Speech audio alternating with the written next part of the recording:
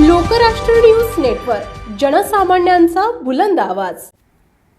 आंतरराष्ट्रीय महिला किसान सन्मान वर्षानिमित्त ब्रह्मकुमारी राजयोग केंद्र वडूज व कृषी विभाग वडूज यांच्या संयुक्त विद्यमानाने शेतकरी महिलांसाठी विशेष मार्गदर्शन कार्यक्रमाचे आयोजन करण्यात आले।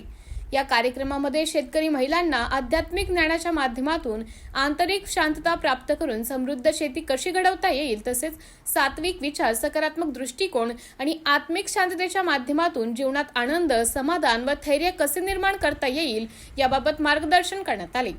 कार्यक्रमाचं प्रास्ताविक व मार्गदर्शन ब्रह्मकुमार कैलास धुमाळ, निवृत्त उपविभागीय कृषी अधिकारी व विद्यमान सदस्य दिशा समिती सातारा यांनी केलं। त्यांनी शेती आणि अध्यात्म यांचा परस्पर संबंध स्पष्ट करत सकारात्मक विचारसरणीमुळे शेती ही यश आणि समाधान मिळू शकते असं सांगितलं। ब्रह्मकुमारी राणी दिदी वडूज सेवा केंद्र संचालिका यांनी महिलांच्या सशक्तीकरणावर मार्गदर्शन करत महिलांमध्ये अनेक कलागुण आणि विशेषतः दडलेल्या आहेत ते विकसित करण्यासाठी राजयोग मेडिटेशन शिकवण्याचं आवाहन केलं।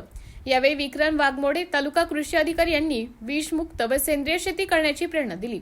सेंद्रिय शेती करणाऱ्या महिलांचा सन्मानपत्र देऊन गौरव करण्यात आला। तसेच ब्रह्मकुमारी विद्यालयाच्या वतीने त्यांना दिव्य गुण हे पुस्तक भेट देण्यात आले।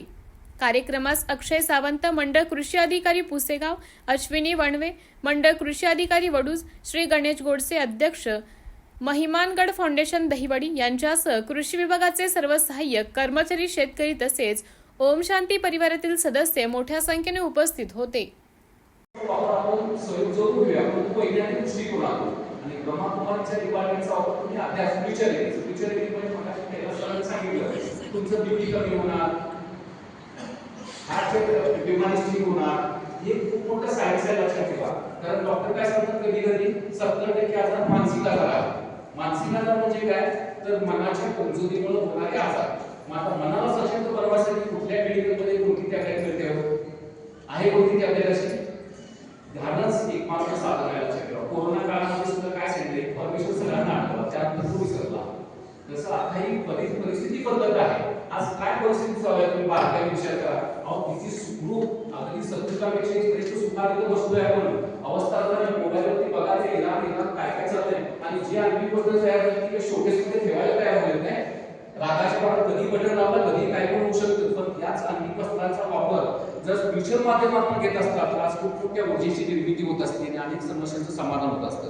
परंतु बॉडी कॉन्शियसमुळं, देहाभिमानमुळं आज ह्या समस्या वाढत चालल्या।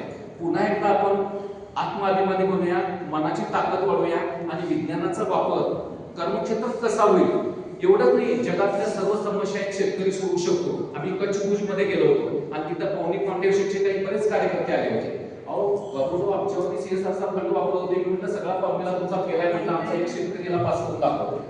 कसं काय म्हणाले ते, मी म्हटलं तुम्ही नॅचरल शेती करा। माझ्या शेतामध्ये एखादं माझ्याकडं 6-7 वर्षापूर्वी युनायटेड नेशनची शास्त्रज्ञ आले आमच्या शेतामध्ये, आणि त्यानंतर ते आल्यामुळं भारतीय जागृत झाले। ऊसाची एक टीम आली 10 शास्त्रज्ञांची, आणि ते शेतात आल्यामुळे आप करते क्या हो, इतना बताते हो, इतना बोलते हो, करते क्या हो। म्हणलं मैंने बायोडायव्हर्सिटी के लिए 25 स्क्वेअर एरिया में लोकराष्ट्र न्यूज, एक विचार समाज विकासाचा, वेगवान आढावा ताज्या घडामोडींचा, बातम्यांबरोबरच शेती, उद्योग, शिक्षण, साहित्य, कला, मनोरंजन आणि बरंच काही।